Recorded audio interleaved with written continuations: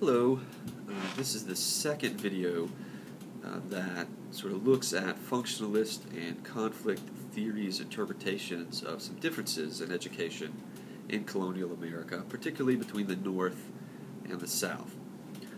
This one primarily talks about conflict theory, and the first video talked about functionalism. The big difference between education in colonial America, between the North and the South, is that public education, or kind of the forerunner of public education, developed much quicker in the North than in the South. And there are lots of different explanations for this and lots of different reasons why these differences happened. But I think functionalism has one kind of conception, or would emphasize certain things in those differences, and conflict theory would emphasize a different set of those differences. So in the North, the public schools developed much faster, with some of the early laws being passed about public education in the colonies as early as the mid-17th century, so the 1650s really in Massachusetts. And conflict theory would look at that, the development of public education in the North, and say, well, that happened largely as a result to kind of keep people in line.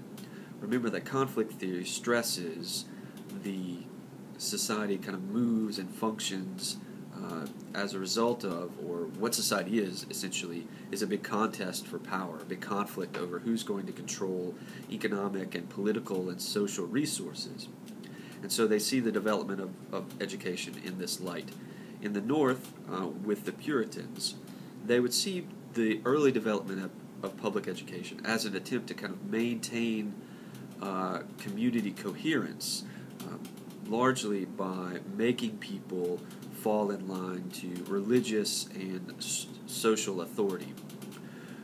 Remember that the Puritans came to the United States in order to sort of escape people not letting them do their religion in the way that they wanted to. But also Puritanism itself was a fairly strict religion that demanded a kind of degree of coherence and obedience. Well, here in the United States, that coherence and obedience was threatened. People were in a new land. There was lots of land. That is, people could kind of go off in the woods and do whatever they wanted to. And the conflict theorists would see the early establishment of schools in New England as an attempt by kind of the dominant religious powers, the dominant class, the religious leaders and other believers of the religion, to assert and maintain religious authority in the face of the potential freedom that the new colonies would represent. So by building and making people go to schools, it was society's attempt to maintain a very strict set of religious instructions, a very strict set of religious rules, and kind of make everybody conform to that. And they weren't always successful. I mean, there were plenty of people who went off in the woods and did what they wanted to, or plenty of people who moved to Pennsylvania and did what they wanted to. So the conflict theorists would see, though, the establishment of a state system of religious-supported schools as an attempt by the kind of religious powers that be to maintain and assert their religious and moral authority over everybody else, which fits very well with the general conflict theory model. In the South, remember, public schools took a lot longer to develop, and the conflict theorists would explain this fundamentally as the conflict between the ruling class of aristocratic, wealthy farmers and everybody else. And everybody else would include, of course, slaves, but also poor white farmers and other sorts of poor immigrants. The South was agricultural, and the conflict theorists would certainly not disagree with that. But what they would point to is the fact that the sons and daughters of the ruling class in the South, the sons and daughters of the wealthy, clearly were educated.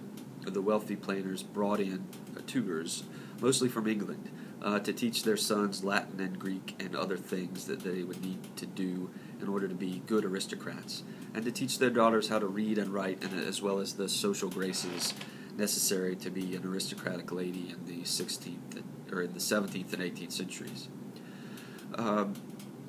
They were not at all interested in making public schools happen in the South, and their resistance was a big reason that schools took so long to develop. The conflict theorists would say that their resistance was due really to a perceived threat to their power.